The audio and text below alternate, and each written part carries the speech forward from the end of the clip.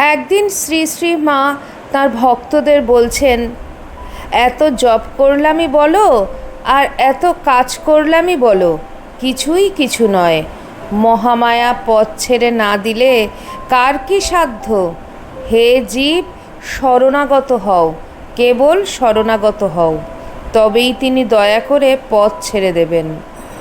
এই বলে কামারপুকুরে অবস্থানকালে শ্রী শ্রী ঠাকুরের জীবনের একটি ঘটনা মা বললেন, একবার কামারপুকুরে জ্যৈষ্ঠ মাসের দিন বৈকালে খুব বৃষ্টি হয়ে মাঠ সব জলে উপচে গেছে।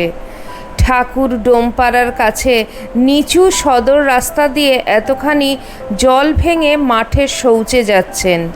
সেখানে অনেকে মাগুর মাছ উঠেছে দেখে লাঠি দিয়ে মারছে। একটি মাগুর মাছ ঠাকুরের পায়ে পায়ে কেবল ঘুরছে।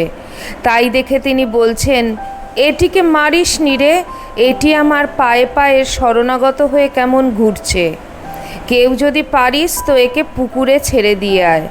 তারপর নিজেই সেটিকে ছেড়ে দিয়ে এসে বাড়িতে বলছেন, আহা, কেউ যদি এই রকম শরণাগত হয় তবেই সে রক্ষা পায়। জয় ঠাকুর, জয় মা, জয় স্বামীজি।